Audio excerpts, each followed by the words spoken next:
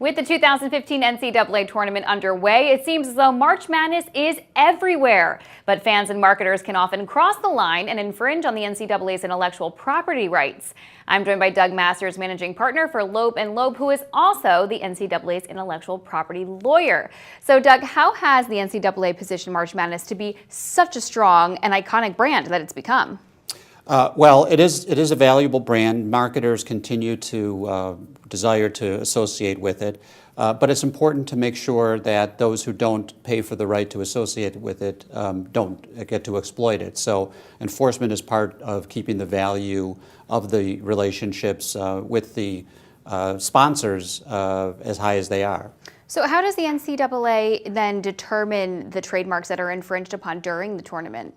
You know, with the 1,200 schools in the NCAA, the media partners and the business partners, we have plenty of people who become aware of things going on in the marketplace. So problems usually find us. We don't have to find them. Well, in terms of intellectual property enforcement, how would you say the NCAA tournament compares to other major sporting events that are out there? You know, we have some different challenges. Something like the Super Bowl, which is a massive event, is a one event in one location in one weekend.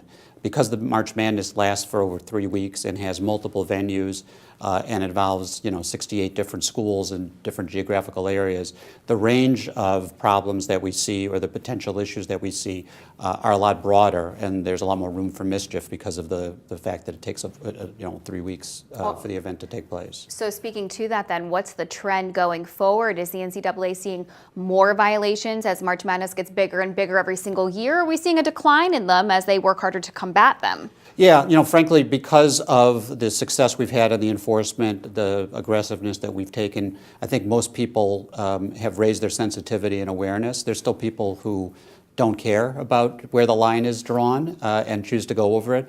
But we find most people respecting the line, and when they get caught, voluntarily stopping fairly readily. Where do you see the most infringements coming from that the NCAA is most concerned about?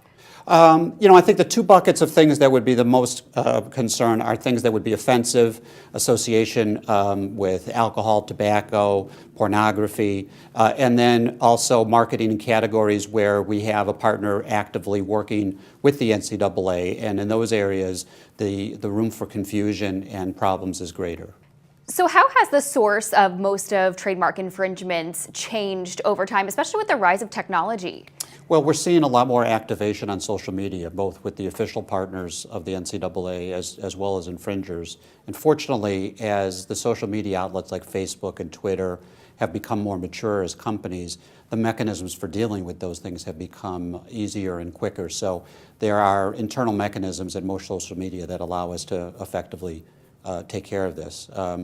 This Snapchat's a new channel, and this year the NCAA actually partnered with Snapchat and created some authorized content, which is another way to deter infringers by providing Snapchat fans with official authorized content. So the mechanisms for dealing with them has gotten easier, but you've got to be seeing even more volume of infringements due to the rise in social media. Exactly, and each year there's new things that rise up. Snapchat wasn't an issue a year ago; it's an issue this year. Exactly, and we'll see even more in the coming years. Unfortunately, thank you so much, Doug Masters, managing partner at Loeb & Loeb.